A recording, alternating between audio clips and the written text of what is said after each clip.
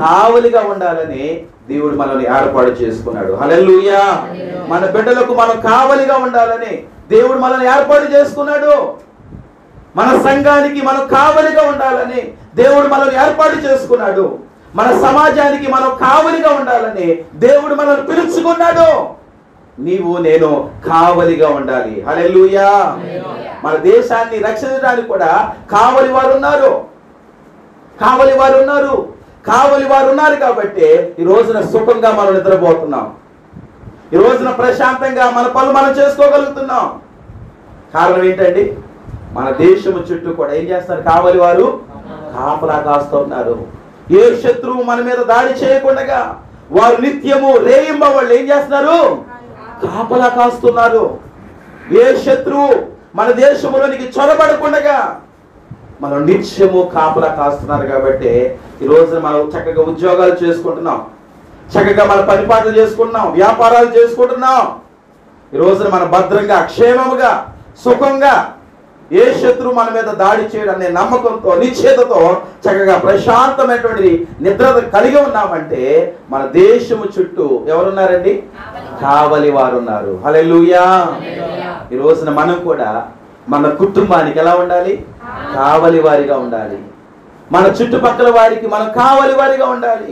మన సమాజానికి కావలి వారిగా ఉండాలి. మన సంఘానికి, మన గ్రామానికి, మన దేశానికి మనము కావలి వారిగా ఉండాలని దేవుడు మనను పిలుచుకున్నాడు. హల్లెలూయా. మరి మన 3 రకాలైనటువంటి మరి కావలి వారు మనకు ఉన్నారు. మరి కొన్నిసార్లు వాళ్ళు ఏమంటారంటే సైనికులు అని కూడా పిలుస్తారు. కావలి వారిని ఏమని పిలుస్తారండి? సైనికులు అంటారు, కమాండర్స్ అంటారు, దళాలు అంటారు. అయితే మన ఇండియా సరిహద్దులలో మన ఇండియా దేశాన్ని కాపాడటానికి 3 రకాలైనటువంటి దళాలు ఉన్నారు. ఏంటా దళాలు తెలుసా?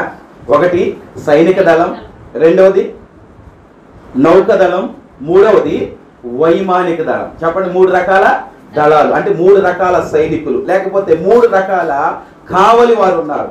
ఒకటి ఎవరండి? సైనిక దళం. అంటే సైనిక దళం అంటే వాళ్ళు ఎక్కడ కాపలా కాస్తారు? సరిహద్దులలో భూమి మీద కావలి కాస్తారు. వారిని ఏమన్నారు? సైనిక దళం అని అన్నారు. వాళ్ళని రక్షక భటులు. రెండవదిగా ఏ దళం? నౌకా దళం. అంటే వాళ్ళు సముద్రములలో ఇంకా నదులలో నుంచి ఎవరైనా శత్రువు మన దేశానికి చొచ్చుకుని వస్తారేమో అని నదుల్లోనూ సముద్రాల్లో ఉండి కావలి కాసే వాళ్ళు ఉన్నారు. మూడవ దళం ఏంటండి? వైమానిక దళం. అంటే ఆకాశంలో ఉండి ఏం చేస్తున్నారు? కావలి కాసే వాళ్ళు ఉన్నారు. ఇంకా పైనుంచి ఇంకేమైనా ర్యాకెట్లు వేసుకొని వస్తున్నారేమో, లేకపోతే డ్రోన్స్ వచ్చినాయి కదా, ఆ డ్రోన్స్ మన మీద దాడి చేయడానికి చేస్తున్నారేమో అనేసి ఆకాశంలో ఉండి మనకి కావలి కాసే వాళ్ళు కూడా ఉన్నారు. వారందరూ ఉన్నారు కాబట్టి ఈ రోజున మనము సురక్షితంగా ఉండగలిగాం. దేవునికి స్తోత్రం చెల్లించండి. ఈ రోజున మన కుటుంబాల్లో నెమ్మది ఉండాలంటే, సమాధానం ఉండాలి అంటే మనము కూడా ఒక సైనికుడిగా ఉండాలి. హల్లెలూయా. మనము కూడా ఒక కావలి వారిగా ఉండాలి. అప్పుడే మన కుటుంబాలు ఏముంటదమ్మా? నెమ్మది ఉంటది, సమాధానం ఉంటది, ప్రశాంతత ఉంటది, భద్రత ఉంటది. శత్రు భయము రాకుండా నెమ్మదిగా సుఖముగా మన కుటుంబాలు ఉండగలుగుతాయి. హల్లెలూయా. ఎప్పుడు నీవు నేను ఎలా ఉండాలి?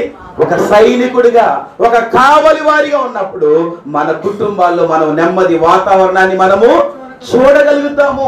మన కుటుంబాల్లో మనం క్షేమాన్ని చూడగలుగుతాము. మన కుటుంబాల్లో భద్రతను మనం చూడగలుగుతాము. హల్లెలూయా. కాబట్టి మన కుటుంబాలకు నీవు నేను ఎలా ఉండాలి? కావలి వారిగా ఉండాలి. కావలి వారిగా ఉంటే మన పిల్లలు దేవుని భయములు ఎదుగుతారు. హల్లెలూయా. మన పిల్లలు మనల్ని హత్తుకుంటారు.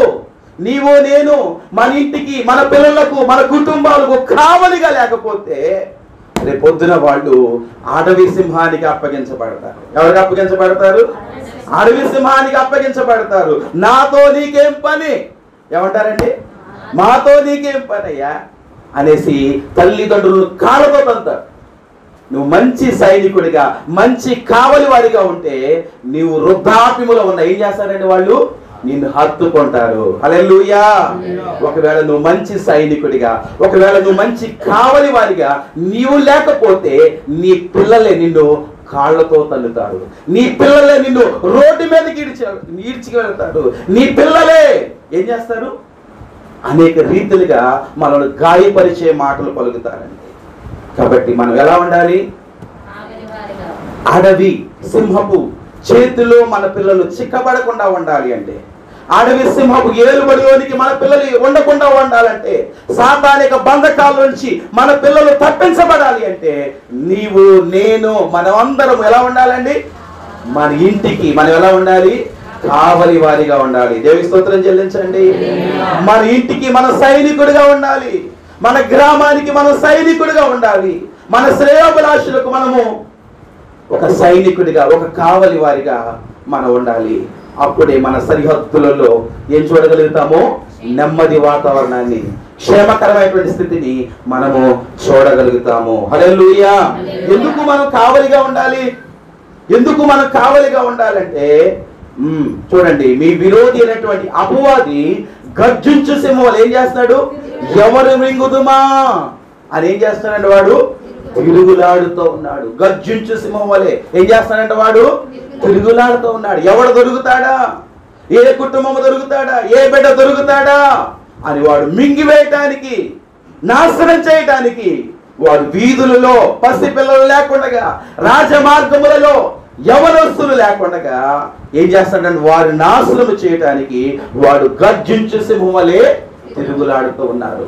మన పిల్లలను మనం రక్షించుకోవాలంటే, మన యవన బిడ్డలను మనం రక్షించుకోవాలంటే, మన కుటుంబకులను మనం రక్షించుకోవాలి అంటే మనము ఒక కావలి వారిగా మనం ఉండాలి. దేవుని స్తోత్రం చెల్లించండి.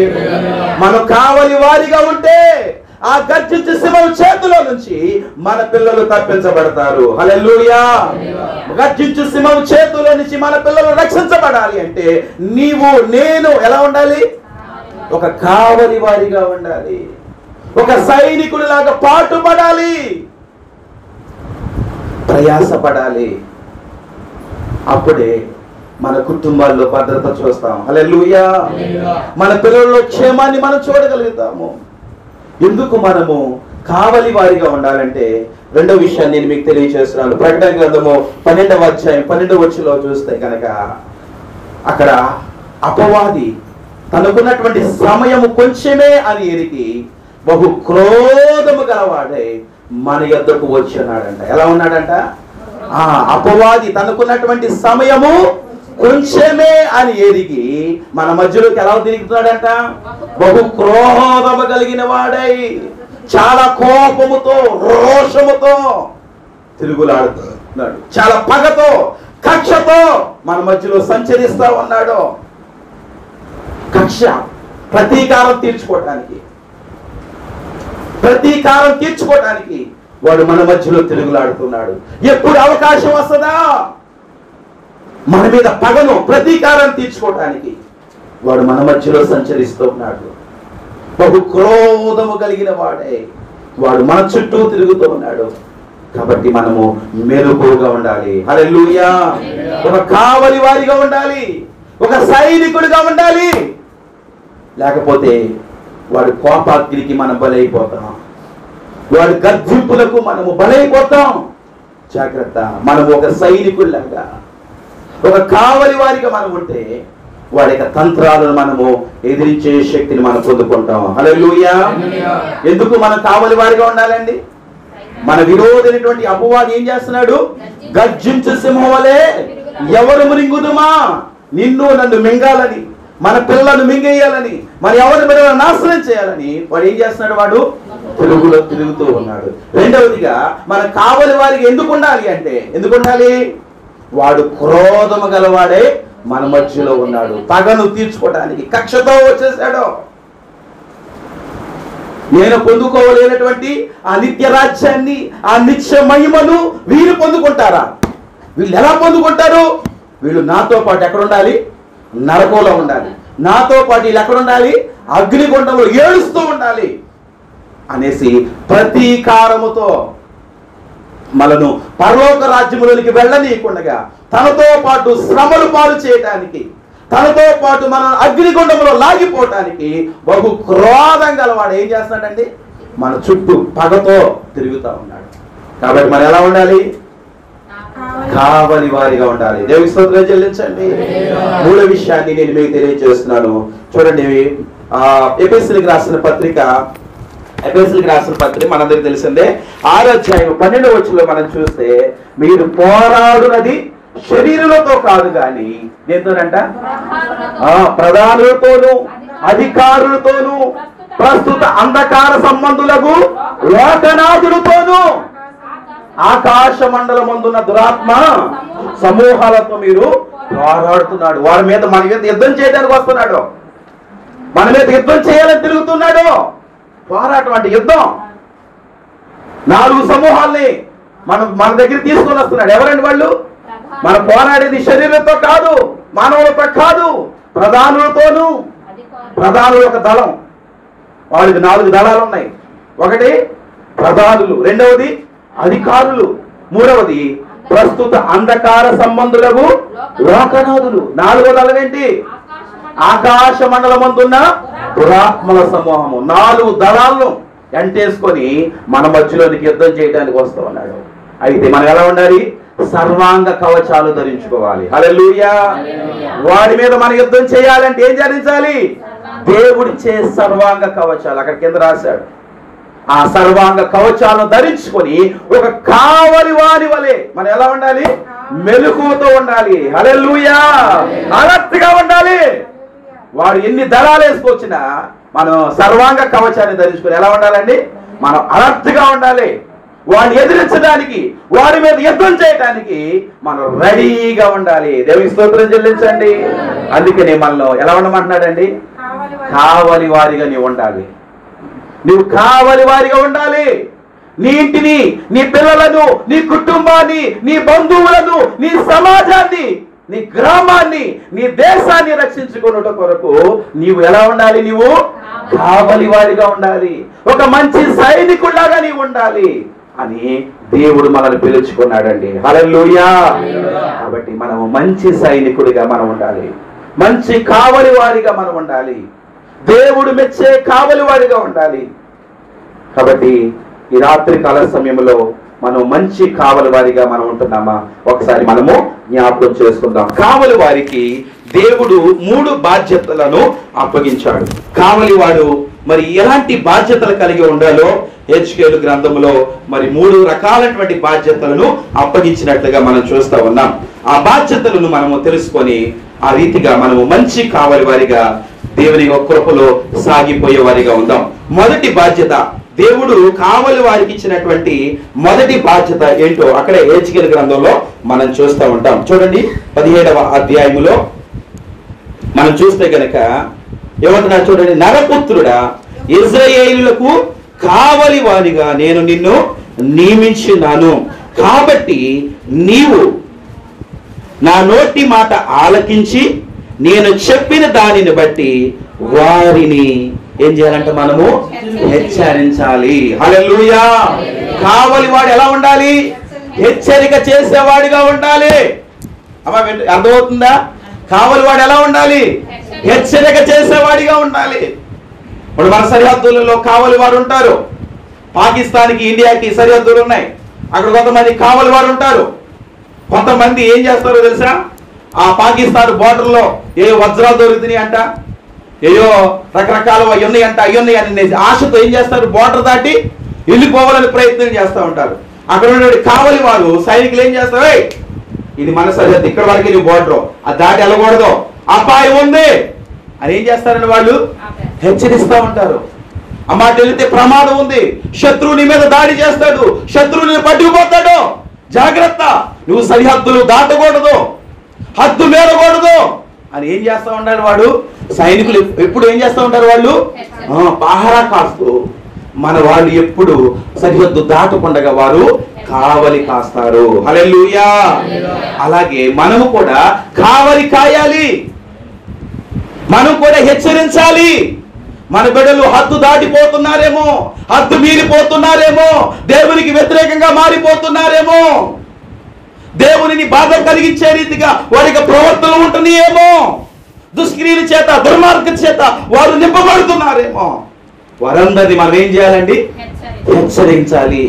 బాలుడు నడవవలసిన త్రోవను వానికి నేర్పుము, వాడు పెద్దవాడైనప్పుడు దానిలో నుంచి తొలగిపోడు. బాలుడుగా ఉన్నప్పుడే, చిన్నప్పటి నుంచే దేవుని యొక్క మార్గాన్ని వారికి తెలియచేయాలి. ఏది మంచో ఏది చెడో వారికి చక్కగా వివేచించేలాగా జ్ఞానమును ఉపదేశం చేయాలి. దేవుని యొక్క మాటలను వారికి తెలియచేయాలి. దేవుని యొక్క వాక్యములో వాడిని పెంచాలి. నీవు మంచి కావలి వాడిగా ఉంటే చక్కటి ఉపదేశాన్ని వాడికి చేస్తావు. హల్లెలూయా. కాబట్టి మంచి ఉపదేశకులుగా మనం ఉండాలి. అప్పుడే మనము మంచి కావలి వారిగా ఉండగలుగుతాం. హల్లెలూయా. కావలి వారంటే ఏం చేయాలండి? కావలి వారంటే ప్రార్థన చేసేవారండి. కావలి వారంటే ఏంటి? యోబు తన పిల్లల కొరకు ఏం చేసేవాడు? అరుణోదయమున లేచి ఏం చేసేవాడు? ప్రార్థన చేసేవాడు. దహన బలులు అర్పించేవాడు. నిజంగా అలా ప్రార్థన చేసేవాడు కాబట్టి యోబు ఇంటి చుట్టూ కూడా ఏమేశాడు? దేవుడు కంచె వేశాడండి. హల్లెలూయా. ఈ రోజున మనం కూడా ఏం చేయాలి? మన పిల్లల కొరకు రేయి మొదటి జామునే మనం చేతులెత్తి ప్రార్థన చేయాలంట. హల్లెలూయా. రాజ్య మార్గములలో యవనస్తులు లేకుండా, వీధులలో పసిపిల్లలు లేకుండా మరణం ఏం చేస్తుందంట? కిటికీలెక్కి తిరుగుతూ ఉంది. కాబట్టి మీరు రోదన చేయండి, రోదన చేసే స్త్రీలను కనుగొండి, మీ పిల్లలకు అంగలార్పు విద్యను నేర్పండి అని ఇర్మియా గ్రంథంలో మనం చూస్తూ ఉంటాం. ప్రార్థన చేయాలండి మన కుటుంబాల క్షేమము కొరకు. మన పిల్లలను దుష్టుడు అపహరించబోకుండా మనము కన్నీటితో మనం ఏం చేయాలి? ప్రార్థన చేయాలి. ఆ ప్రార్థనే వారికి కావలిగా ఉంటది. దేవునికి స్తోత్రం చెల్లించండి. ఆ ప్రార్థనే వారికి కావలిగా ఉండి వారిని రక్షిస్తుంది. అపవాది చేతిలో పడిపోకుండా, హద్దు మేరకుండా వారిని కాపాడుతుంది. కాబట్టి వారి కొరకు మనము ప్రార్థించే వారిగా ఉండాలి. వారికి దేవుని యొక్క మాటలను ఉపదేశం చేసేవారిగా, దేవుని యొక్క భయములో వారిని మనం పెంచాలి. దేవునికి స్తోత్రం చెల్లించండి. అప్పుడే మనము మంచి కావలి వారిగా ఉంటాం. ఒకవేళ దేవునిని పక్కన పెట్టేసి ఎంతసేపు చదువు లోకము అన్నట్టుగా నీ పిల్లలను వదిలేసావనుకో, రేపు పొద్దున దేవుని భయం వారికి లేకపోతే, దేవుని యొక్క భక్తి లేకపోతే నాతో నీకేంటి అని అంటారు. మాతో నీకేంటి అని గుండెల మీద తన్నేసి వెళ్ళిపోతారు. కాబట్టి మన పిల్లలను మనము జాగ్రత్తగా పెంచాలి. హల్లెలూయా. బాలుడు నడవలసిన త్రోవని వారికి నేర్పేవారుగా, చిన్న పిల్లలుగా ఉన్నప్పుడే దేవుని యొక్క భయము భక్తి మనం నేర్పించాలి. దేవుని పట్ల ప్రేమను వానికి నేర్పించాలి. ఆసక్తిని మనము నేర్పించాలి. వాడు పెద్దవాడైనా గాని దాని నుంచి తొలగిపోడు. హల్లెలూయా. అప్పుడే మనం మంచి కావలి వారిగా మన పిల్లలకు మనము ఉండగలుగుతాము. హల్లెలూయా. అయితే కావలి వాడు ఏం చేయాలంటే మొదటిగా హెచ్చరించాలి. హెచ్చరించాలి. మన పిల్లలు ఎక్కడ తప్పిపోతున్నారేమో, మన పిల్లలు అనగూడనటువంటి మాటలు పలుకుతున్నారేమో, వెళ్ళగూడనటువంటి స్థలాల్లో తిరుగుతున్నారేమో, ఉండగూడనటువంటి స్థలాలలో మన పిల్లలు వేరే వారితో సావాసం చేస్తున్నారేమో, వారిని ఏం చేయాలి? మనం నిత్యము వారిని హెచ్చరించాలి, గద్దించాలి, వారిని గద్దించాలి. తండ్రి శిక్షించిన కుమారుడు ఏమవుతాడంట? జ్ఞానవంతుడు అవుతాడంట. హల్లెలూయా. ఒకవేళ నువ్వు గద్దించకుండా ఆ పిల్లోడు దుర్బీజుడిగా మారిపోతాడు. జాగ్రత్త. మనం వారిని క్రమశిక్షణలో పెంచాలి, గద్దించాలి, వారిని హెచ్చరించాలి. దేవుని భయము కలుగునట్లుగా మనం వారికి మంచి కావలి వారిగా మనం ఉండాలని లేఖనాల ద్వారా దేవుడు మనకి తెలియజేస్తున్నాడు. దేవునికి స్తోత్రం చెల్లించండి. ఇక్కడ హెచ్కేల్ గ్రంథంలో మనం చూస్తే 18వ వచనం ఒకసారి చదవండి. ఇంకేం చెప్తున్నాడు? అవశ్యముగా నీవు మరణమవుదు అని నేను దుర్మార్గమును గూర్చి ఆజ్ఞ ఇయ్యగా నీవు అతనిని హెచ్చరిక చేయకయు అతడు జీవించున్నట్లు తన దుర్మార్గతను విడిచిపెట్టవలనని వారిని హెచ్చరిక చేయక ఉండిన ఎడల ఆ దుర్మార్గుడు తాను చేసిన దోషమును బట్టి మరణమును గాని అతని రక్తమునకు నిన్ను ఉత్తరవాదిగా ఎంచుదును. అతను దుర్మార్గుణ్ణి మనం ఏం చేయాలంటే మనము హెచ్చరించాలి. అతని యొక్క దుర్మార్గతను విడిచిపెట్టమని మనం హెచ్చరించాలి. ఒకవేళ హెచ్చరించకుండా నువ్వు అలాగే ఉన్నావు అనుకో, ఆ దుర్మార్గతతో వాడు చచ్చిపోయాడు అనుకో, రేపొద్దున వాడి రక్తానికి నిన్ను ఏం చేస్తాడండి? నన్ను ఎవరైనా మన కళ్ళ ముందు ఎవరైనా, వాడి విశ్వాస అయినా అవిశ్వాస అయినా, ఆత్మీయుడైనా ఆత్మీయుడు కాకపోయినా, మన కళ్ళ ముందు ఎవడైనా దుర్మార్గంగా జీవిస్తూ ఉంటుంటే, పాపము చేస్తూ ఉంటుంటే వాడిని ఏం చేయాలి? మనము హెచ్చరించాలి. నువ్వు హెచ్చరించాలి. ఒకవేళ నిన్ను చూసి వాడు భయపడి ఆ పాపాన్ని మానుకుంటాడేమో, నువ్వు హెచ్చరించాలండి. వాడు విశ్వాస అయినా అవిశ్వాస అయినా మనం హెచ్చరిక చేయాలి. దేవుడు మనల్ని హెచ్చరించమన్నాడు, దేవుడు మనల్ని గద్దించమన్నాడు. వాడిని గద్దిస్తే వాడు తన తప్పును దిద్దుకొని రక్షణ పొందితే దానిని బట్టి పరలోక రాజ్యంలో దేవుడు సంతోషిస్తాడండి. హల్లెలూయా. నా బిడ్డ ద్వారా ఒక ఆత్మ రక్షించబడింది అని దేవుడు ఆ పరలోక రాజ్యములో తన దూతలతో కూడా ఏం చేస్తాడంట? సంతోషిస్తాడు. ఒకవేళ నీవు గద్దించకుండా ఉంటే అదే దుర్మార్గతలో ఉండి ఏం చేస్తాడు? వాడు నాశనం అయిపోయినప్పుడు ఆ వాడు నశించిపోయిన దానిని బట్టి తన ప్రాణానికి తన రక్తానికి మనల్ని ఏం చేస్తాడండి?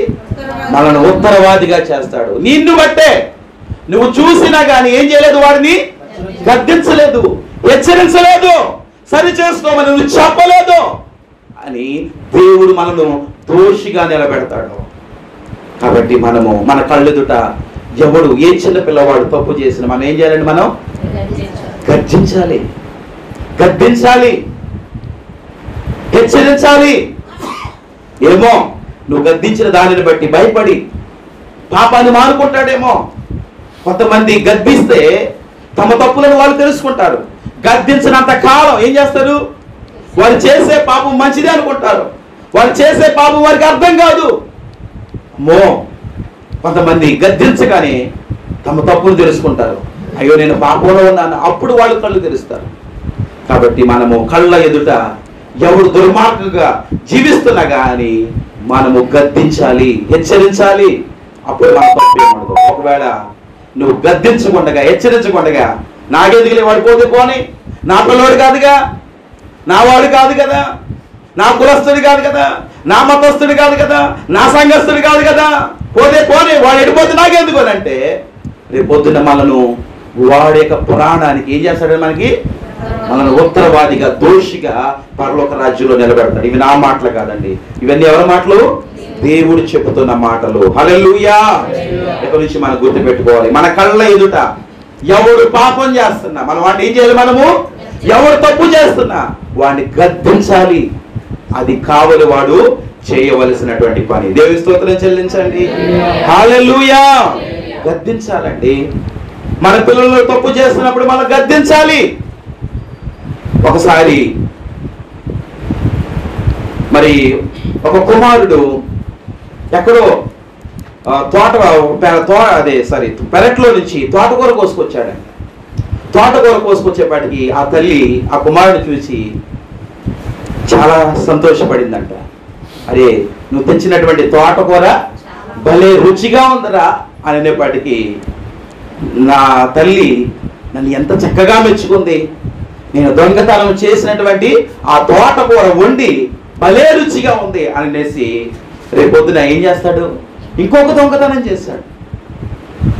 ఆ దొంగతనంతో ఆగలేదు, అట్లా దొంగగా మారి గజ దొంగగా మారిపోయాడు. గజ దొంగగా మారిపోయి ఒకసారి పట్టబడి చివరికి ఉరికంబానికి ఎక్కినట్లుగా మనం చూస్తూ ఉన్నాం. ఆ సమయంలో ఉరికంబం మీద ఉన్నటువంటి ఆ యవనస్తుడు అక్కడ ఉన్నటువంటి వారందరూ కూడా పిలిచి, అయ్యా నీ చివరి కోరిక ఏదన్నా ఉందా అని అంటే, ఏమీ లేదండి, నా చివరి కోరిక నా గ్రామ ప్రజలందరూ కూడా రావాలి, నా తల్లి కూడా ఉండాలి, నా కుటుంబస్తులు ఉండాలి, అందరూ కూడా ఉంటే నేను ఒక చిన్న మాట చెప్పాలనుకుంటున్నాను అన్నాడు.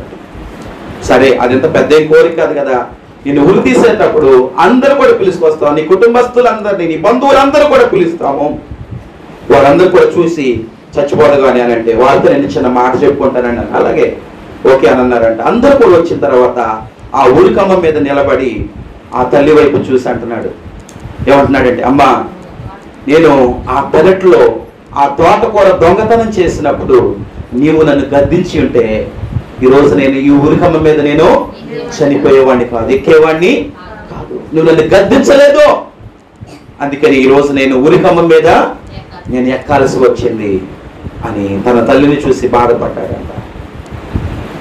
అలాంటి తల్లులు ఇంకెవరికి ఉండకూడదు అని ఆ రోజున చెప్పి బోరుని వేర్చి ఆ తర్వాత ఉరికంబంలో వేలాడదీయబడ్డాడు. ఈ రోజున మనం అలా ఉండకూడదు, గద్దించాలి, మన పిల్లలను హెచ్చరించాలి, సరిచేయాలి. తప్పు చేస్తున్నప్పుడు వారిని మనం ఏం చేయాలండి? సరిచేసేవారిగా ఉండాలి. అది కావలి వారికి దేవుడు అప్పగించినటువంటి బాధ్యత. దేవుని స్తోత్రం చెల్లించండి. హల్లెలూయా. మరి దావీదు ఎంతో నమ్మకస్తుడు. దావీదును గురించి దేవుడు మంచి సాక్ష్యం చెప్పాడు. ఇతడు నా హృదయానుసారుడు అని, ఇతడు నేను కోరుకున్నవాడు అని దావీదును గురించి ఎంతగా గొప్పగా దేవుడు పిలుచుకున్నాడు, ఏర్పాటు చేసుకున్నాడు. గొర్రెలు మేపుతున్నప్పుడే అతన్ని దేవుడు ఏం చేశాడు? పిలిచి మరీ పిలిచి అన్నలందరూ కూడా పక్కకి నెట్టేసి ఏం చేశాడంటే దేవుడు అతన్ని అభిషేకించినట్లుగా మనం చూస్తా ఉన్నాం. ఆ తర్వాత రాజు అయిపోయాడు, సింహాసనం ఎక్కాడు, కొంతకాలం సాపిగా సాగిపోయింది. ఒక రోజున అతడు పాపములో పడిపోయాడు, దేవునికి దుఃఖాన్ని కలుగజేశాడు. ఎవరు చూడట్లేదు అనుకున్నాడు, ఎవరికి తెలియదు అనుకున్నాడు.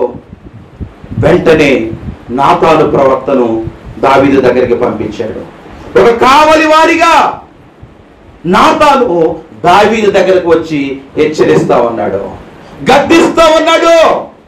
ఆ దోషివి నీవే, ఆ పాపివి నీవే, ఆ మరణానికి పాత్రుడువు నీవే అని దావీదును గద్దించినప్పుడు వెంటనే ఏం చేశాడండి? అయ్యో నేను తప్పు చేశాను, నేను పాపం చేశాను అని వెంటనే తన జీవితాన్ని సరి చేసుకున్నాడు. దేవునికి పాదాల మీద పడి పశ్చాత్తాపముతో రోదనతో ఏడ్చాడు. తన జీవితాన్ని దిద్దుకున్నాడు. మరలా దేవుని యొక్క కృపను పొందుకోగలిగాడండి. హల్లెలూయా. మనం గద్దించాలి. దేవుడు చెప్పమన్నటువంటి హెచ్చరికలను మన కుటుంబాలకు తెలియచేయాలి, మన పిల్లలకు తెలియచేయాలి. వారిని మనం రక్షించిన వారు అవుతాం. హల్లెలూయా. పాతాళ లోకములోనికి వెళ్ళకుండగా, అగ్ని కొలుములోనికి వెళ్ళకుండగా, దేవుని యొక్క ఉగ్రతలు వారి మీద కుమ్మరించబడకుండగా వారిని మనము రక్షించిన వారు అవుతాం. హల్లెలూయా. అదే రీతిగా సౌలు కూడా తప్పు చేస్తున్నాడు. పదే పదే సౌలు తప్పు చేస్తున్నప్పుడు అతనికి కావలి వారిగా దేవుడు ఎవరు నుంచాడండి? సమూయేలు నుంచాడు. ఎవరు నుంచాడు? సమూయేలు నుంచాడు. సమూయేలు ఎన్నిసార్లు గద్దించాడో సౌలును, కానీ తన జీవితంలో సరి చేసుకోవట్లా. ఇదిగో మొత్తాన్ని చంపేయ్యా, ఈ మంచి కాదు, ఇవన్నీ కూడా హేయమైనవి, ఇవేవి కూడా నీ దేశంలోనికి రావడానికి వీల్లేదు, ఒక్కడు కూడా మిగల్చొద్దంటే ఏం చేశాడండి?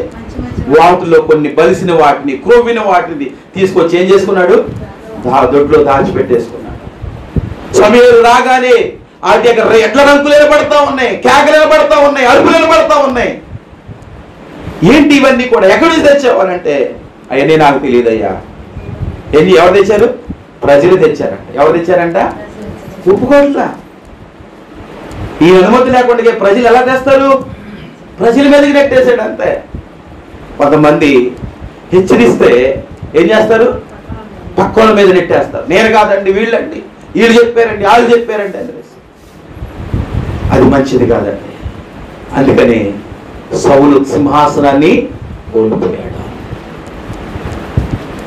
బలులు అర్పించుట కంటే మాట వినుట శ్రేష్టం. బలులు కాదండి, దేవునికి కావాల్సింది మాట వినేవాళ్ళు కావాలి. హల్లెలూయా. కావలి వాడు హెచ్చరించినప్పుడు సరి చేసుకునే వాళ్ళు కావాలి. హల్లెలూయా. కావలి వారు నిన్ను హెచ్చరిస్తున్నప్పుడు నువ్వు సరి చేసుకుంటున్నావా? దావీదు సరి చేసుకున్నాడు. మరలా కోల్పోయినటువంటి కృపను దావీదు తిరిగి పొందుకున్నాడు. సౌలును కూడా హెచ్చరిక వచ్చింది, కావలి వారి ద్వారా హెచ్చరిక వచ్చినాయి, కానీ అతడు లోబడలా, సరి చేసుకోలా, సింహాసనాన్ని కోల్పోయాడు. చివరికి తన ప్రాణాన్ని కోల్పోయినట్లుగా మనం చూస్తా ఉన్నాం. అట్టి స్థితిలో మనం ఉండకూడదండి. హల్లెలూయా. హెచ్చరికకు లోబడి మన జీవితాల్లో సరి చేసుకోవాలి. హిజ్కియా కూడా ఒక వార్త వచ్చింది. కావలివాడిగా ఎవరు వచ్చారు? యెషయా వచ్చాడు. దేవుని స్తోత్రం చెల్లించండి. హిజ్కియా రాజు, యూదా దేశానికి రాజు. యెషయా కావలివాడిగా వచ్చేసి ఈ మాట చెప్తున్నాడు. ఏమంటున్నాడు?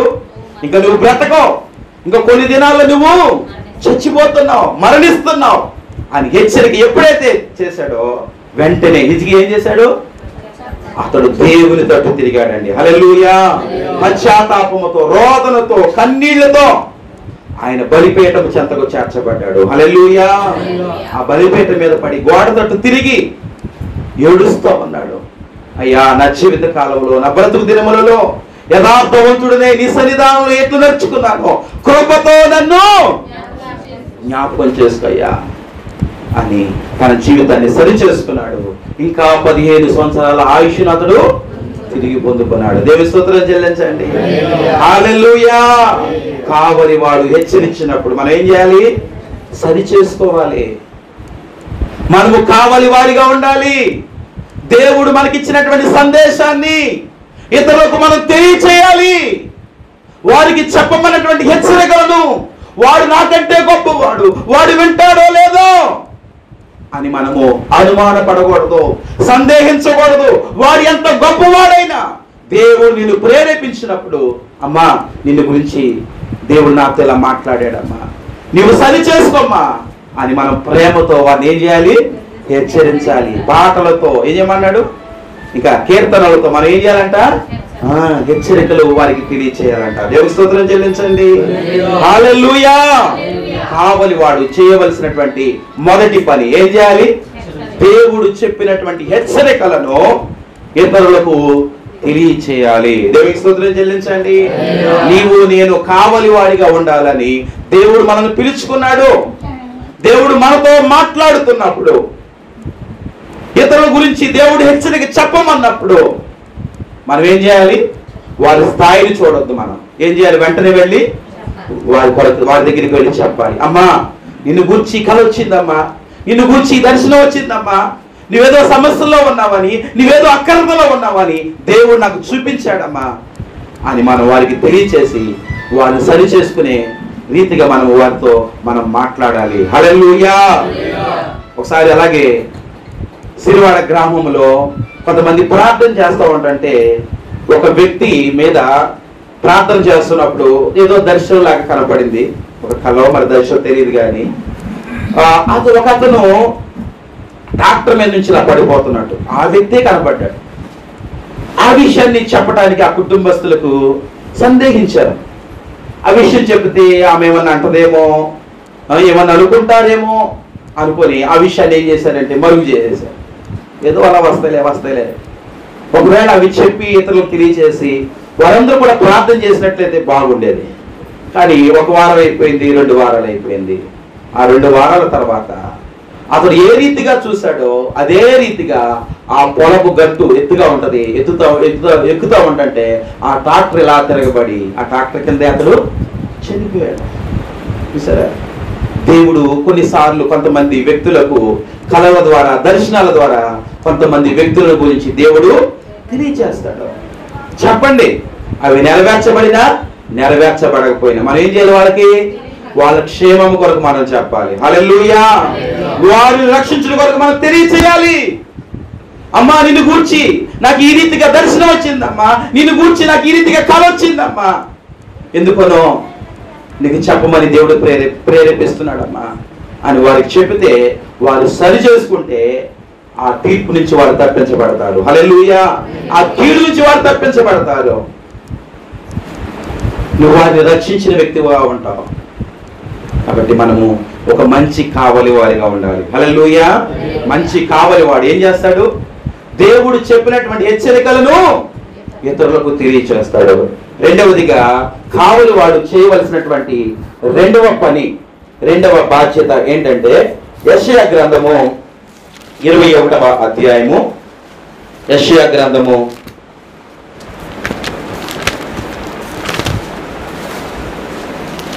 6-7 వచనాలు చూడండి. యెషయా గ్రంథము 21వ అధ్యాయము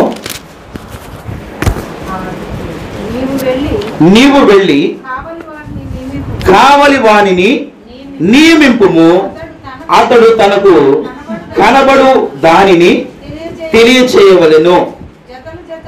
జతలు జతలుగా వచ్చు రౌతులను, వరసలుగా వచ్చు గాడిదలను, వరుసలుగా వచ్చు ఒంటెలను అతనికి కనబడగా అతడు బహు జాగ్రత్తగా చెవియొగ్గి నిదానించి చూచి సింహము గర్జించినట్లు కేక వేసి, నా ఏలినవాడా, పగటి వేళ నేను నిత్యము కావలి బురుజు మీద నిలుచుచున్నాను, రాత్రి అంతయు కావలి కాయిచున్నాను.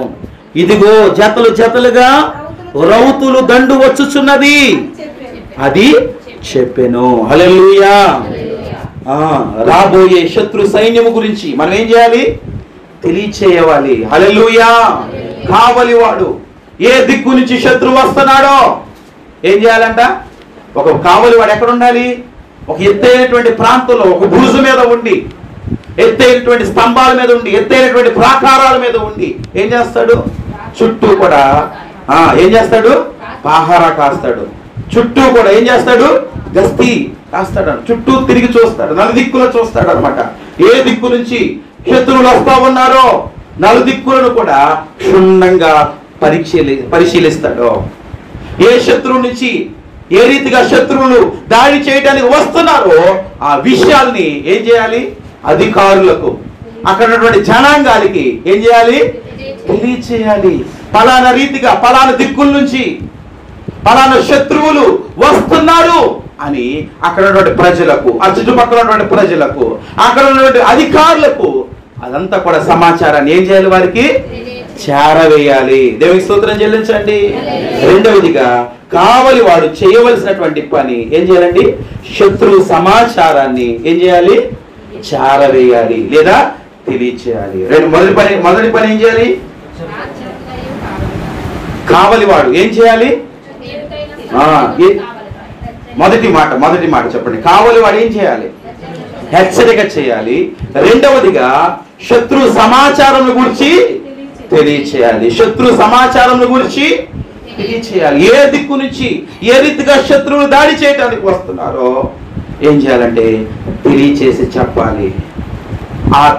ఆ రీతిగా ఆ శత్రువు ఏ దిక్కు నుంచి వస్తున్నాడో తెలుసుకోవడం కొరకు ఇతను ఎక్కడ ఉండాలి?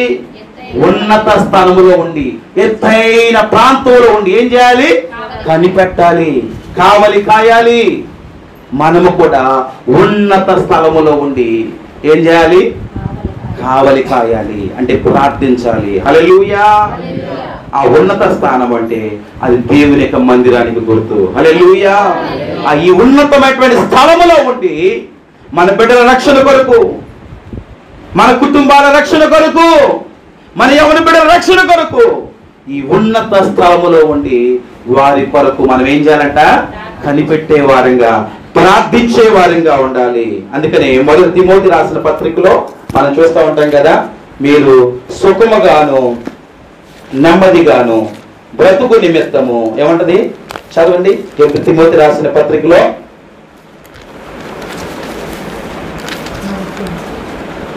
2వ అధ్యాయము. మనము సంపూర్ణ భక్తియు మాన్యతలు కలిగి నెమ్మదిగాను సుఖముగాను బ్రతుకు నిమిత్తము అన్నిటికంటే ముఖ్యముగా మనుషులందరి కొరకు, రాజుల కొరకు, అధికారుల కొరకు విజ్ఞాపనలను, ప్రార్థనలను, యాచనలను, కృతజ్ఞతాస్తుతులను చేయవలనని హెచ్చరించుచున్నాను. కృతజ్ఞతాస్తుతులు చేయవలనని హెచ్చరించుచున్నాను. ఎవరి కొరకు ప్రార్థన చేయాలంట? మనము సుఖముగా, నెమ్మదిగా, సంపూర్ణ భక్తి, మాన్యత కలిగి బ్రతుకు నిమిత్తము ఏం చేయాలంట? అన్నిటికంటే ముఖ్యంగా ఎవరి కొరకు ప్రార్థన చేయాలి? మనుషులందరి కొరకు. ఎవరి కొరకు చేయాలంటమ్మా? నీ ఇంటి వారికి ఒకరికే కాదు, నీ చుట్టుపక్కల వారికి ఒకరికే కాదు, నీ గ్రామస్తుల వారి కొరకే కాదు, నీ బంధువుల కొరకే కాదండి, మనుషులందరి కొరకు ఏం చేయాలంటే మనము ప్రార్థన చేయాలి. ఇంకా కొంతమంది స్పెసిఫిక్ గా కొంతమందిని మెన్షన్ చేసినట్లు మనం చూస్తున్నాం. రాజుల కొరకు ప్రార్థన చేయాలి, అధికారుల కొరకు ప్రార్థనలలో విజ్ఞాపములను మనము కృతజ్ఞతాపూర్వకంగా దేవునికి మనము తెలియచేసేవారిగా ఉండాలి. హల్లెలూయా. మనం సుఖంగా నెమ్మదిగా మనం బ్రతకాలి అంటే మన ఉన్నత స్థలములో ఉండి అందరి కొరకు మనం ఏం చేయాలి? ప్రార్థన చేయాలి. ఏమో ఏ దిక్కు నుంచి ఏ ప్రమాదం వస్తుందో తెలియదు, ఏ అధికారి నుంచి ఎటువంటి చెడ్డ తలంపు వస్తాయో తెలియదు, ఏ సాతాను గారు ఏ అధికారిని వాడుకుంటాడో తెలియదు, ఏ రాజును వాడుకుంటాడో తెలియదు. వాడి నుంచి మనకు శ్రమలు రాకుండా ఉండాలి అంటే, వాడి నుంచి మనకి కష్టాలు రాకుండా ఉండాలి అంటే మనం వారందరి కొరకు ఏం చేయాలంట?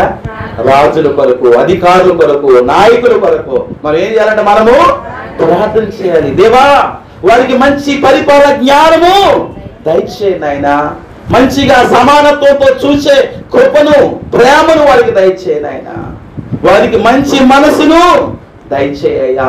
సాతాను గాడు వారికి హృదయాల్లో ప్రవేశించకుండా వారికి హృదయపు తలంపులను కాపాడయ్యా అని వారి క్షేమము కొరకు మనం ఏం చేయాలండి? ప్రార్థన చేసేవారిగా ఉండాలి. హల్లెలూయా. ఒక మంచి కావాలి వాడు నిత్యము ప్రతి ఒక్కరి గురించి ప్రార్థన చేస్తాడు. దేవుని స్తోత్రం చెల్లించండి.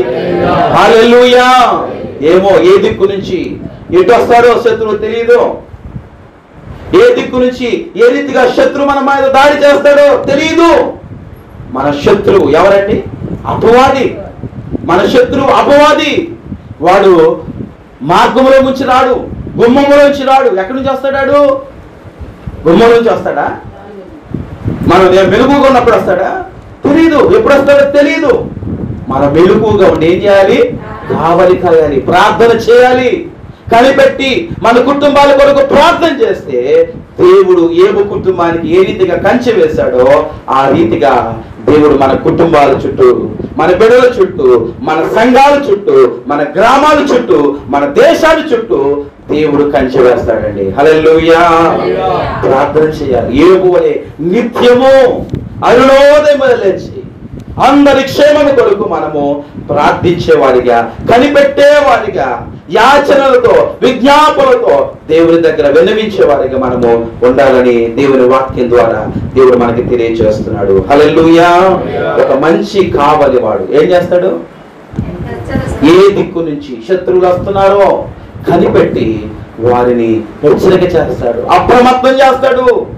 నా ప్రియ బిడ్డలారా, ఇదిగో పలానా దిక్కు నుంచి సాతాను గాడు మీ మీదుగా ఉరి అడ్డి ఉన్నాడు, మీరు మెలుగుగా ఉండి ప్రార్థన చేయండి. సాతాను గాడు ఈ రీతిగా మీ కుటుంబం మీద దాడి చేయాలని చూస్తున్నాడు. ఇదిగో సాతాను గాడు మీ పిల్లల మీద ఈ రీతిగా దాడి చేయాలని చూస్తున్నాడు. సాతాను గాడు ఇదిగో మీ మీద ఈ రీతిగా దాడి చేయాలని చూస్తూ ఉన్నాడు అని వారిని మనము అప్రమత్తం చేసేవారిగా ఉండాలి. హల్లెలూయా. ఈ విషయాలను ఎప్పుడు తెలిస్తే? వస్తే తెలిసిపోతాయా? ప్రార్థన చేసినప్పుడే. హల్లెలూయా. ప్రార్థన చేసినప్పుడే వారి గురించి నువ్వు ప్రార్థన చేస్తే భవిష్యత్తు ఏంటో మనకు తెలియజేస్తాడు. హల్లెలూయా. నువ్వు ప్రార్థిస్తే నీ పిల్లలు ఏమవుతారో తెలియజేస్తాడు. నీ పిల్లలకు, నీ కుటుంబానికి ఎటువంటి శోధన రాబోతుందో దేవుడు ముందుగానే ఏం చేస్తాడండి? బయలుపరుస్తాడు, తెలియజేస్తాడు. కాబట్టి మనము ప్రార్థించే వారిగా ఉండాలి. ఇప్పటివరకు కావలి వాడు అప్పగించినటువంటి బాధ్యతలు మొదటిగా ఏం చెప్పండి? కావలివాడు హెచ్చరించాలి. రెండవదిగా కావలివాడు ఏం తెలియాలి? శత్రువు ఏ దిక్కు నుంచి వస్తున్నాడో, ఏ రీతిగా వస్తున్నాడో, ఏ రీతిగా దాడి చేయడానికి వస్తున్నాడో ఆ విషయాలన్నిటిని కూడా మన సమాచారాన్ని ఏం చేయాలి? వారిని తెలియచేసి వారిని మనం ఏం చేయాలి? అప్రమత్తం చేయాలి. హల్లెలూయా. వారిని సిద్ధపరచాలి, వారిని మనం పురిగొల్పాలి. అమ్మా, ఇంక సమయము కొంచెమే ఉందమ్మా, దేవుడు అక్కడ సమీపంగా ఉందమ్మా అని ఒకరినొకరు ఏం చేయాలండి? పురిగొల్పాలి, హెచ్చరించాలి, దేవునికి మందిలోనికి నడిపించాలి. అపవాది యొక్క తంత్రాల నుంచి తప్పించబడాలి అంటే మనం దేవుని సన్నిధానంలో ఉండాలని ఒకరినొకరు పురిగొల్పుకుంటూ దేవుని సన్నిధానములు మనము కనిపెట్టేవారిగా ఉండాలి. హల్లెలూయా. మరి నోవాహు దినాల్లో కూడా నోవాహు ఎంతో ఎలాంటి వాడండి? అతడు నీతిమంతుడును నిందారహితుడుగా ఉన్నాడు. దేవుని యందు భయభక్తులు కలిగిన వాడుగా ఉన్నాడు. దేవుని దగ్గర కనిపెట్టేవాడుగా ఉన్నాడు. ఉన్నత స్థలములో ఉండి దేవుని దగ్గర కనిపెడతా ఉంటే రాబోయే ఉగ్రతను ఎవరు తెలియజేశాడు? నావాకు తెలియజేశాడా లేదా? ఇదిగో ఈ భూమి మీదకి జల ప్రళయము రాబోతుంది, ఈ భూమి మీద నేను తీర్పు తీర్చబోతున్నాను. ఇదిగో నరులందరూ కూడా నా దృష్టికి చెడు నడతను నడిచి ఉన్నారు కాబట్టి వారి తలంపులు చెడిపోయినాయి. ఇదిగో జల ప్రళయం చేత వీరందరికీ తీర్పులు తీర్చబోతున్నాను కాబట్టి మీరందరూ కూడా సిద్ధపడండి. ఇదిగో మీ అందరి రక్షణ కొరకు వారిని సిద్ధపరచుకోండి అని దేవుడు హెచ్చరించినప్పుడు ఆ విషయాలన్నింటినీ కూడా ప్రజలందరూ కూడా తెలియజేస్తే వాళ్ళందరూ కూడా ఆ విషయాలు చూసి ఏం చేశారండి? హేళన చేశారు, అవమానపరిచారు. ఆ మాటలన్నీ కూడా ఎవరు ఉన్నాయి? భూ జంతువులే ఉన్నాయి. అవన్నీ కూడా ఎక్కినాయి కానీ మనుషులు మాత్రం ఎక్కలేదు. చివరికి తన కుటుంబాన్ని ఆ రక్షణ వారిలోనికి నడిపించి ఏం చేశాడు? తన కుటుంబాన్ని కాపాడుకున్నాడు. హల్లెలూయా. ఈ రోజున మనము కూడా ఆ రీతిగా కాపాడి మన కుటుంబాలను మనం ఏం చేయాలండి? రక్షణ వాడలోనికి నడిపించాలి. హల్లెలూయా. రక్షణ వాడలోనికి మన కుటుంబాలను నడిపించాలి. మన కుటుంబీకులందరినీ కూడా ఆ రక్షణ వాడలో మనం నిలబెట్టుకోవాలి. దేవుని స్తోత్రం చెల్లించండి. కావలివాడు ఏం చేయాలి? శత్రు సమాచారమును తెలియచేయాలి. మూడవదిగా నేను చెప్పేసి నా సందేశాన్ని ముగింపులో తీసుకెళ్తా. చూడండి, అదే యెషయా గ్రంథము 21వ అధ్యాయంలోనే చూడండి. యెషయా గ్రంథము 21వ అధ్యాయము 8వ వచనం చూడండి. సింహము గర్జించినట్లు నా ఏలినవాడా పగటి వేళ నేను నిత్యమును కావలి బురుజు మీద నిలుచుచున్నాను, రాత్రి అంతయు కావలి కాయుచున్నాను. ఇక్కడ కావలి వాడు చెబుతూ ఉన్నాడు, నా ఏలినవాడా, నా రాజా, నా యొక్క కష్టాన్ని చూడండి, నా ఫలితాన్ని చూడండి, నా బాధ్యతను చూడండి, నా భార్యని చూడండి. తన ఏలిన వాడితో చెప్పుకుంటున్నాడు. హల్లెలూయా. మనం కూడా మన ప్రభుతో అలా చెప్పాలి. హల్లెలూయా. నా ఏలిన వాడా, నేను ఏ రీతిగా నేను కష్టపడ్డానో చూడు, ఏ రీతిగా కావలిగా ఉండి నా కుటుంబాన్ని నేను రక్షించుకున్నానో చూడు అని చెప్పే రీతిగా మన బ్రతుకులు ఉండాలి. హల్లెలూయా. మంచి సాక్ష్యాన్ని మనం కలిగి ఉండాలి. ఇక్కడ కూడా కావలి వాడు తను ఏలిన వాడితో చెబుతున్నాడు. ఏమని చెప్తున్నాడు? నా ఏలిన వాడు, పగటి వేళ నేను నిత్యము కావలి బురుజు మీద నిలుచున్నాను. పగలంతా కూడా ఏం చేశాను? ఆ కావలి బురుజు మీద, ఆ ఎత్తైనటువంటి ప్రాంతంలో ఉండే పగలంతా కూడా ఏం చేశాను? నా పట్టణాన్ని, నా జనులను కాపాడుట కొరకు ఎంతగానో ప్రయాసపడ్డాను. అదే రీతిగా రాత్రంతా కూడా ఏం చేస్తాడు? రాత్రంతా కూడా, పగలంతా కాశాడు, మన రాత్రి కూడా ఏం చేస్తాడంట? కావలి కాస్తా ఉన్నాడు. చూసారా? రేయిం పగలో ఏం చేస్తాడండి? విశ్రాంతి లేకుండా ఏం చేస్తున్నాడు? తన ప్రజల రక్షణ కొరకు, తన శ్రేయాభిలాషుల రక్షణ కొరకు, తన కుటుంబ రక్షణ కొరకు, తన ప్రియులైనటువంటి వారి రక్షణ కొరకు రేయింబగళ్ళు ఏం చేస్తున్నాడండి? విశ్రాంతి లేక కావలి కాయుచున్నాడు. దేవుని స్తోత్రం చెల్లించండి. హల్లెలూయా. అలాగే మనము కూడా విశ్రాంతి తీసుకోకుండా రేయింబగళ్ళు మన కుటుంబాల కొరకు, మన బిడ్డల కొరకు, మన ఎవరి బిడ్డల కొరకు మనం ఏం చేయాలి? ప్రార్థన చేయాలి. దేవుని స్తోత్రం చెల్లించండి. రేయింబగళ్ళు వారి కొరకు నిత్యము మనం ఏం చేయాలి? ప్రార్థించే వారిగా ఉండాలని దేవుడు తన మాటల ద్వారా మనకి తెలియచేస్తున్నాడు. ఏమో ఏ రీతిగా సాతాను గాడు మన మీద దాడి చేస్తాడో తెలియదు. వాడు దొంగ దేనికి వస్తాడంట? దొంగతనం చేయడానికి. యోహాను సువార్తలో మనం చూస్తాం కదా, యోహాను సువార్త 10వ అధ్యాయము 10వ వచనంలో మనం చూస్తే మన ఆ దొంగ ఏం చేస్తాడంట? యోహాను సువార్త 10వ అధ్యాయము 10వ వచనం చూడండి. దొంగతనములకును హత్యను నాశనము చేయటానికి వచ్చును గాని మరి దేనికి రాడు. దొంగ దేనికి వస్తాడంట? దొంగతనం చేయడానికి, రెండవదిగా హత్య చేయడానికి వస్తాడు. ఇంకా దేనికి రాడండి? వాడు దొడ్డిదారులను ఎదుర్కొని వస్తాడు. సందుల్లో నుంచి మారుమూల ఇరుకు సందుల్లో నుంచి వాడు వస్తూ ఉంటాడు. ఏదో ఒక రీతిగా మనలోనికి ప్రవేశించి మన కుటుంబంలో అలర్జీ చేయాలని, మనల్ని హత్య చేయాలని, మన నాశనం చేయాలని, మన విలువైనటువంటి వాటిని దోచుకోవాలని వాడు దొంగగా ఉంటున్నాడు. దొంగలాగా వస్తాడు. ఏమో ఎప్పుడు వస్తాడో తెలియదు. మన మెరుగుగా ఉన్నటువంటి సమయంలో ఎప్పుడు వచ్చి మన దగ్గరకు వచ్చి దోచుకుంటాడో తెలియదు.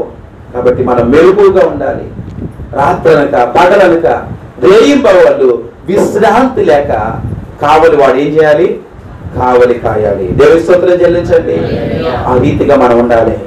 మన కుటుంబాల క్షేమం కొరకు, మన బిడ్డల క్షేమం కొరకు, మన సంఘాల క్షేమం కొరకు, మన గ్రామ క్షేమం కొరకు మనం రేయింబగళ్ళు నిత్యము విశ్రాంతి లేకుండా మనం కావలి కాసేవారిగా ఉండాలి.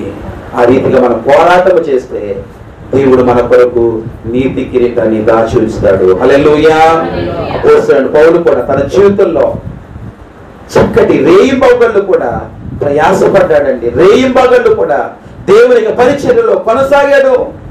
అందుకనే తిమోతి రాసిన పత్రికలో ఒక మాట అంటాడు. చూడండి ఏమంటాడు? 2 తిమోతి రాసిన పత్రిక 4వ అధ్యాయము 7వ వచనంలో మనం చూస్తే, మంచి పోరాటము పోరాడి తిని నా పరుగును తుదముట్టించి తిని.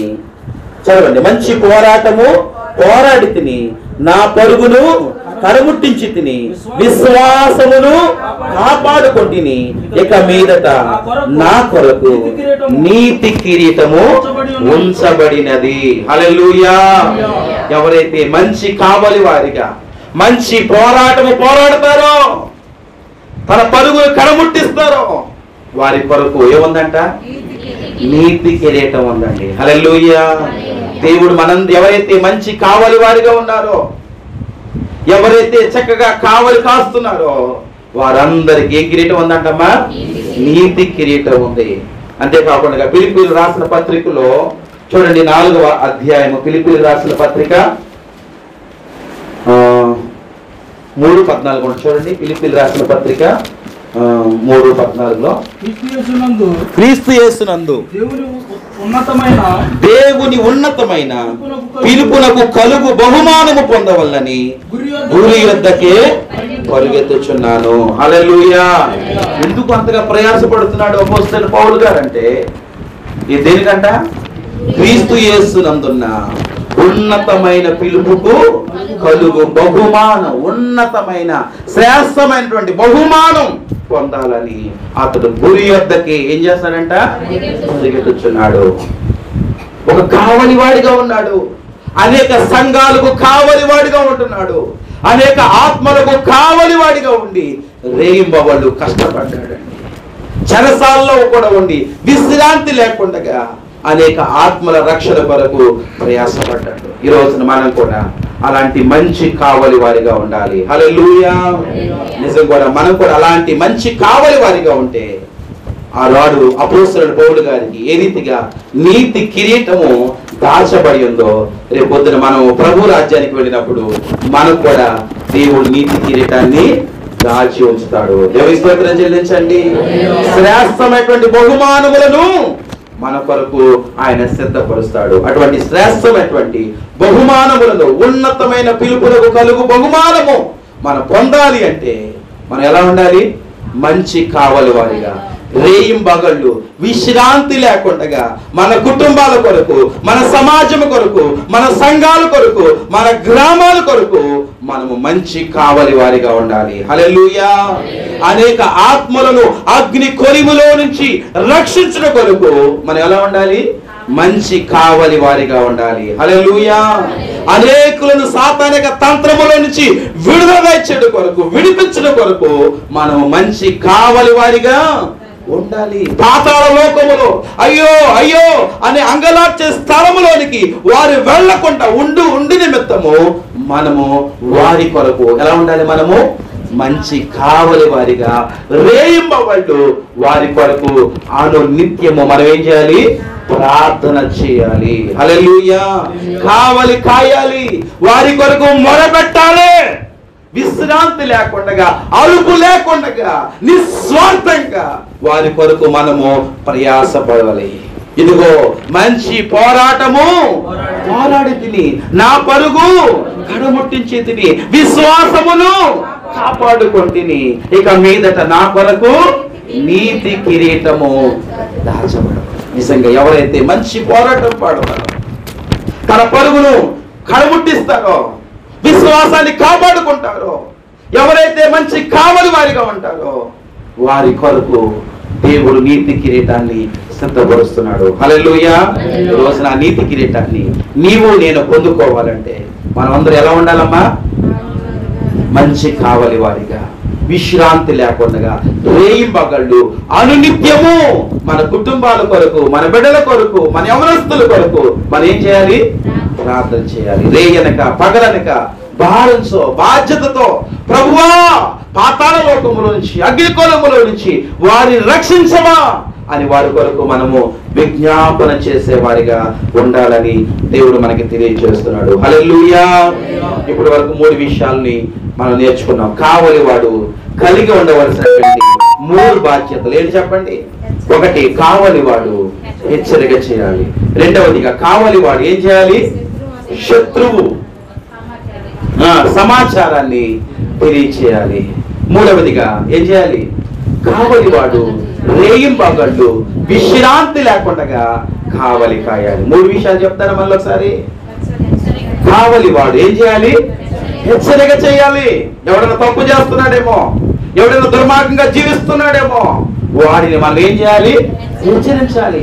సరి చేసుకునేటంటే వాడు ధన్యుడిగా మార్చబడతాడు, రక్షించబడతాడు, పాపాల లోకంలో నుంచి తప్పించబడతాడు. తద్వారా దేవునికి ఏమొస్తుంది? సంతోషము. హల్లెలూయా.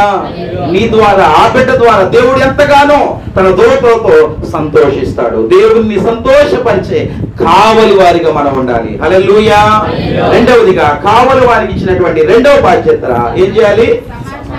శత్రువు యొక్క సమాచారము, శత్రువు ఏ దిక్కు నుంచి దాడి చేస్తున్నారో అని వారి కొరకు అనునిత్యము మనం ఏం చేయాలి?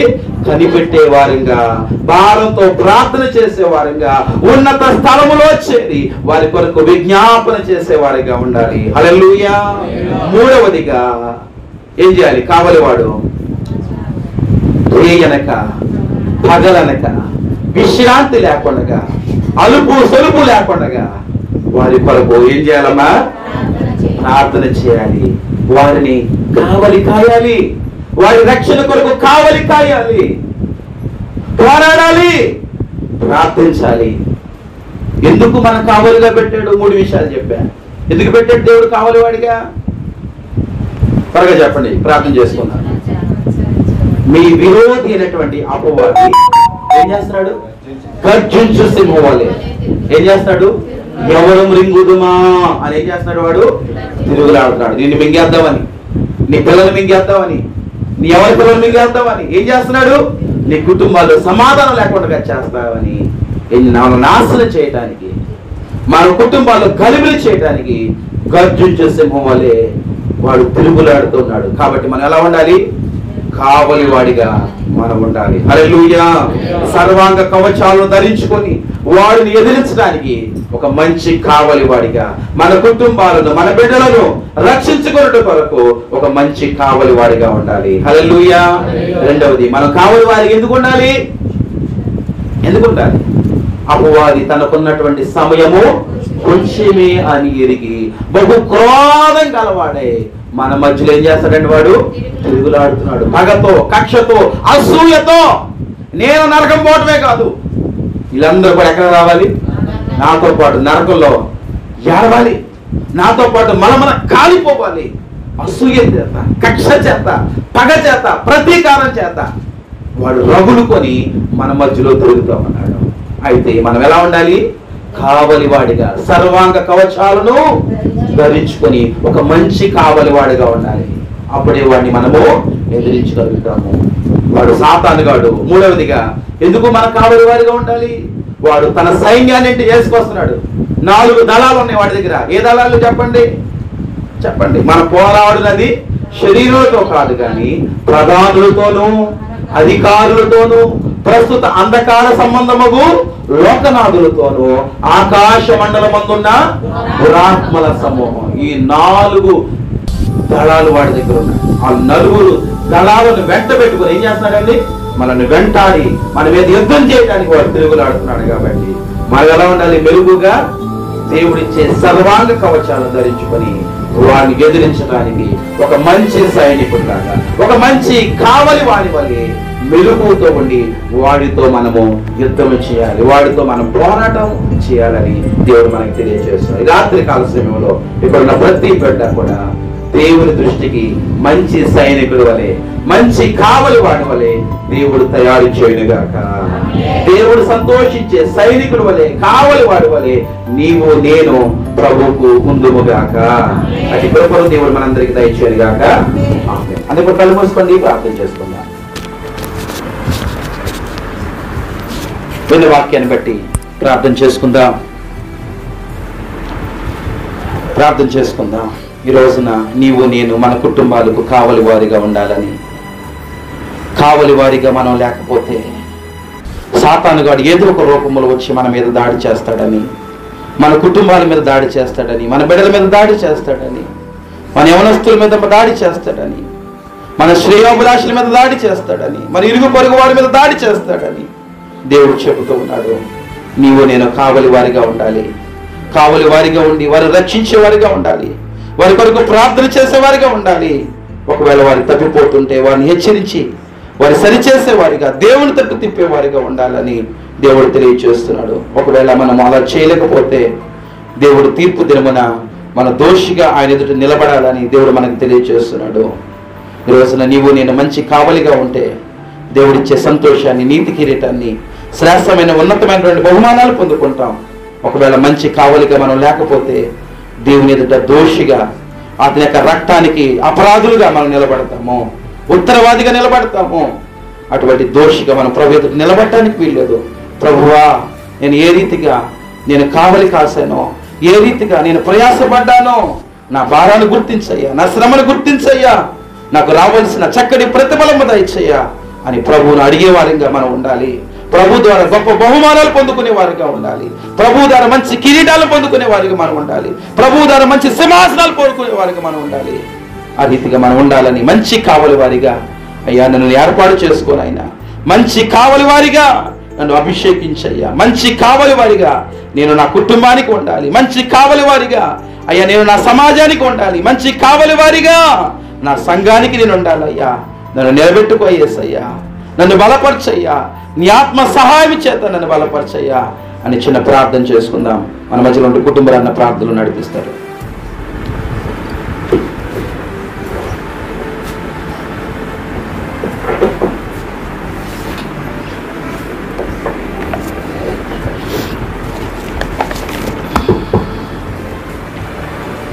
స్తోత్రం స్తోత్రం స్తోత్రం స్తోత్రం స్తోత్రం స్తోత్రం. మహాపరిశుద్ధుడ, ప్రేమ కలిగిన తండ్రి, ఈ ఘనమైన అతి శ్రేష్టమైన నామానికి వందనాలయ, స్తోత్రాలయ. అయ్యా ఇంతవరకు నా ప్రభువ పాటల యందు, ప్రార్థన యందు నా ప్రభువ మా తోడుగా ఉండి నా ప్రభు మమ్మల్ని నడిపించినందుకు మీకు వందనాలు, స్తోత్రాలు ప్రభువ. అయా మీకు కృతజ్ఞతాస్తుతులు చెల్లించుకుంటున్నాము తండ్రి, మీకు స్తోత్రాలు, వందనాలు ప్రభువ. అయా నా ప్రభు ఎవరికి లేని ధన్యతను, ఎవరికి లేని భాగ్యాన్ని మీరు మాకు ఇచ్చారు ప్రభువ. అయా మీ జీవం కలిగిన మందిరంలో మేము గడపడానికి నాకు ప్రభువ మాకు ఈ శక్తిని, బలాన్ని నాకు మీకు ఇచ్చినందుకు మీకు కృతజ్ఞతాస్తుతులు చెల్లించుకుంటున్నాం తండ్రి, మీకు స్తోత్రాలు ప్రభువ. అయా మేము మరణించే వరకు నా ప్రభువ ఇదే రీతిగా నీ సన్నిధిలో నా ప్రభు మేము మంచి పోరాడే వారికి నా ప్రభువ అయా ఉండటానికి కృప దయచేయమని అడుగుతున్నాం తండ్రి, మీకు వందనాలు, స్తోత్రాలు ప్రభువ. అయా పరిశుద్ధ ఆత్మ దేవుడా, అయా ఈ మందిరంలో మీ పరిశుద్ధ ఆత్మను కుమ్మరించారు ప్రభువ. అందరిని బట్టి మీకు కృతజ్ఞతాస్తుతులు చెల్లించుకున్నాం ప్రభువ. ఒక్కొక్కరితో మీరు మాట్లాడి ఉన్నారు నా ప్రభువ, మీకు స్తోత్రాలు, వందనాలు ప్రభువ. యేసయ్యా మీ వాక్యం ద్వారా నా ప్రభువ నాతో మాతో మీరు అందరితో మాట్లాడి ఉన్నారు నా ప్రభువ. అయా మేము కావలి వారిగా ఉండాలి నా తండ్రి, మీకు స్తోత్రాలు, వందనాలు ప్రభువ. అయా కావలి వారిగా ఉన్నప్పుడు నా తండ్రి అయా మీరు మాతో తేటగా మాట్లాడి ఉన్నారు నా తండ్రి, మీకు స్తోత్రాలు, వందనాలు ప్రభువ. ఆనాడు నా ప్రభువ అయా నా తండ్రి దావీదు నా ప్రభువ అయా తప్పుపోయినప్పుడు నా తండ్రి నా తన ప్రవక్త వచ్చి నా ప్రభు చెప్పినప్పుడు నా తండ్రి యేసయ్య తను ఎలా సరిదిద్దుకున్నాడు నా తండ్రి, అదే రీతిగా నా ప్రభు వాక్యం ద్వారా మాతో మాట్లాడి ఉన్నారు నా తండ్రి. అయా మేము తప్పుదల చేసి ఉంటే నా ప్రభువ అయా ప్రార్థన లేకపోతే కనుక నా ప్రభువ మీ సేవకుడు మాటలు విని నా ప్రభువ అయా కాచుకునే కృపను మాకు దయచేయమని అడుగుతున్నాం తండ్రి. అయా మీకు వందనాలు, స్తోత్రాలు ప్రభువ. అయా పరిశుద్ధ ఆత్మదేవుడా, మేము కావలి వారిగా ఉండాలి నా ప్రభు. అయా కావలి వారికి నా ప్రభు మేము ప్రార్థించాలి నా తండ్రి. అయా పరిశుద్ధాత్మ దేవుడా మెలకుగా ఉండి నా ప్రభు నా తండ్రి ప్రార్థించే కృపను మాకు దయచేయమని అడుగుచున్నాం తండ్రి. మీకు స్తోత్రాలు వందనాలు ప్రభు. అయా సమయలు ప్రవక్త వచ్చిన ప్రభు, అయా సౌలుకు చెప్పినప్పుడు మీ మాట వినలేదు నా ప్రభు. అయా భ్రష్టుడైపోయినాడు నా తండ్రి. మీకు స్తోత్రాలు వందనాలు ప్రభు. అయా పరిశుద్ధాత్మ దేవుడా మీ సేవకులు చెప్పినప్పుడు నా ప్రభు, అయా మా చెవులు నా ప్రభు, అయా నా ప్రభు వినేవారుగా మా హృదయాలు నా ప్రభు భద్రపరుచుకునే వారిగా ఉండటానికి కృప దయచేయమని అడుగుతున్నాం తండ్రి. మీకు స్తోత్రాలు ప్రభు. అయా నీ సేవకులు చెప్పిన మాటలు పెరచమని పెట్టకుండా నా ప్రభు, అయా కావలి వారు ఏ రీతిగా కాచుకున్నారు నా తండ్రి. అయా ప్రతి ఒక్క వాక్యాన్ని మేము భద్రపరుచుకుని నా ప్రభు, అయా నీ వాక్యాన్ని కాచుకునే వారిగా ఉండటానికి కృప దయచేయమని అడుగుతున్నాం తండ్రి. అయా మీకు వందనాలు స్తోత్రాలు ప్రభు. అయా పరిశుద్ధాత్మ దేవుడా పరిశుద్ధాత్మ దేవుడా ఇంతవరకు మాతో నాతో మీరు మాట్లాడి ఉన్నారు నా ప్రభు. మీకు స్తోత్రాలు. అయా శత్రువు వచ్చినప్పుడు నా తండ్రి, అయా పరిశుద్ధాత్మ దేవుడా మేము కావలి వారిగా నా ప్రభు మెలుకుగా ఉండిన ప్రభు, ఎత్తైన కొండ మీద ఉండిన ప్రభు ప్రార్థించేవారుగా ఉండడానికి కృప దయచేయమని తండ్రి. అయా మీకు వందనాలు స్తోత్రాలు నా ప్రభు. అయా శత్రువు కార్యాలంటే మేము తెలుసుకోవాలి తండ్రి. అయా పరిశుద్ధాత్మ దేవుడా మేము తెలుసుకోవాలంటే మేము ప్రార్థనలో ఉండాలి నా తండ్రి. ఆ ప్రార్థన మెలుకుని మాకు దయచేయండి ప్రభు. అయా పరిశుద్ధాత్మ దేవుడా మీకు వందనాలు స్తోత్రాలు ప్రభు. అయా కృపతో జ్ఞాపకం చేసుకుని నా ప్రభు, అయా వాక్యానుసారంగా బ్రతకడానికి కృప దయచేయండి ప్రభు. అయా తండ్రి మీకు స్తోత్రాలు. మీ వాక్యమే మనం బ్రతికిస్తుంది నా తండ్రి. మీ వాక్యమే నా తండ్రి శత్రు కార్యాలు మాకు చూపిస్తుంది నా తండ్రి. అయా మెలకుగా ఉండిన ప్రభు, ఎత్తైన కొండ మీద నా ప్రభు వేచి చూస్తూ ప్రార్థిస్తున్న ప్రభు, ఆ శత్రు కార్యాలను తరిమి కొట్టే విధముగా నా ప్రభు వచ్చమని అడుగుతున్నాము మీకు వందనాలు స్తోత్రాలు ప్రభు. అయా తండ్రి నా ప్రభు, అయా ప్రార్థించే వారిగా ఉండాలి నా తండ్రి. అయా కావాలి వారి నా ప్రభు, అయా మా గ్రామం కొరకు మా కుటుంబాల కొరకు మా ఇరుగు పొరుగు వారి కొరకు మేము ప్రార్థించే వారిగా ఉండాలి నా తండ్రి. అటు గొప్ప మాకు దయచేయండి ప్రభు. అయా పరిశుద్ధాత్మ దేవుడా ఆనాడు నా ప్రభు అపోస్తలుడైన పౌలు గారు నా తండ్రి, అయా మా గురి నా ప్రభు మీ దగ్గరికి నా ప్రభు చెప్పి ఉన్నాడు నా తండ్రి. అయా నా ప్రభు అయా నీతి కిరీటము ధరించుకున్నారు నా తండ్రి. అదే రీతిగా నా తండ్రి మా గ్రామాల్లో మా గ్రామాల కొరకు మా కుటుంబాల కొరకు మా ఇరుగు పొరుగు వారి కొరకు అయా మా రాష్ట్రాల కొరకు మా అధికారుల కొరకు మేము ప్రార్థించేవారిగా అయా కావలి వారిగా ఉండటానికి కృప దయచేయాలి తండ్రి. యేసయ్యా మీకు వందనాలు స్తోత్రాలు ప్రభు. అయా ప్రార్థనలో నా ప్రభు మేము ఎడతెగగా ఉండాలి నా తండ్రి. అయా నిర్లక్ష్యంగా ఉండకూడదు నా ప్రభు. మీ వాక్యాన్ని పెరచమని పెట్టకూడదు నా ప్రభు. అయా గర్జించే సింహం వల్ల నా ప్రభు, అయా సాతాను గారు మా కుటుంబాల్లో చేరుతున్నారు నా తండ్రి. అయా మా అమ్మ మా గృహాల్లో చేరుతున్నారు నా తండ్రి. మా పట్టణాల్లో చేరుతున్నారు నా ప్రభు. వాటిని తరిమి కొట్టాలంటే నా ప్రభు, అయా ప్రభు తండ్రి మెలకువగా ఉండి ప్రార్థించే కృపను మాకు దయచేయండి ప్రభు. అయా ప్రతి ఉదయమే లేచిన ప్రభు, ఏకోజామున లేచిన ప్రభు ప్రార్థించే విధంగా మమ్మల్ని అందరినీ ఉంచడానికి తండ్రి. అలాంటి శక్తిని బలాన్ని మా అందరికి దయచేయండి ప్రభు. అయా తండ్రి మీకు వందనాలు స్తోత్రాలు ప్రభు. ప్రభుత్వ జ్ఞాపకం చేసుకుని ప్రభు, అయా కూడి వచ్చిన అందరితో మీరు మాట్లాడి ఉన్నారు ప్రభు. అయా వాక్యాన్ని నవరేసుకునే కృపను దయచేయండి ప్రభు. అయా తండ్రి మీకు వందనాలు స్తోత్రాలు ప్రభు. అయా నా ప్రభు కూడి వచ్చిన బిడ్డల ప్రభు, అయా నా ప్రభు మీ వాక్యం చేత పట్టుకున్న ప్రభు, అయా శిరస్సుపై మోసుకున్న ప్రభు మీ వాక్యాన్ని సరిగ్గా పెట్టడానికి కృప దయచేయమని తండ్రి. అయా మరి ముఖ్యంగా నా తండ్రి, అయా నా ప్రభు మా జీవిత కాలం అంతా నా ప్రభు నా తండ్రి మా ఆత్మీయ జీవితాన్ని మేము కాపాడుకోవాలి నా తండ్రి. ఎక్కడ పాపంలో పడుకున్న శాపంలో పడుకుంటున్నా తండ్రి, అయా మీ మార్గాన్ని ఎంచుకున్న ప్రభు ప్రార్థించే కృపను మాకు దయచేయమని తండ్రి.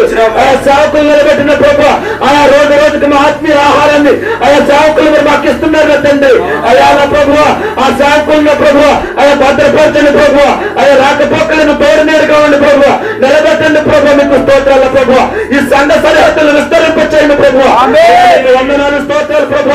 అనేక జనాంగంలో ప్రభు మీ మందిరంలోకి రావాల ప్రభు. వాక్యం వినాలన్న ప్రభు. అయా తండ్రి మీకు స్తోత్రాల ప్రభు. అయా మీ సేవకు ప్రయాసపడుతున్న తండ్రి, అయా కావాలి వారికి నా ప్రభు. అయా ప్రతి దినము ప్రతి రోజున ప్రభు పెద్ద ప్రయాసం పడుతున్నాడు తండ్రి. ఆ ప్రయాస వ్యర్థము కాకూడదు నా ప్రభు. అయా కొన్ని ఆత్మలను రక్షించబడాలని నా ప్రభు. ఆ పెద్ద నా ప్రభు అయా ప్రయాస పడుతున్నప్పుడు నా తండ్రి ఆ ప్రయాస వ్యర్థం కాకుండా నా ప్రభు తండ్రి నేను ఇచ్చరాజ్యంలో చేర్చుకోమని నజరేయుడైన వేడుకొనుచున్నాము తండ్రి. మన తండ్రి అయిన దేవుని ప్రేమ, కుమారుడైనటువంటి క్రీస్తు ప్రేమ, పరిశుద్ధాత్మక నీళ్ళ సహవాసము ఇప్పుడు ఎల్లప్పుడూ సదాకాలము ఇక్కడ ఉన్న మనందరికీ దేవుని హస్తము తోడే ఉండి నడిపించును గాక. మనమందరము దేవుని దృష్టికి మంచి కావలి గారిగా మంచి సాక్ష్యములు పొందుదుము గాక.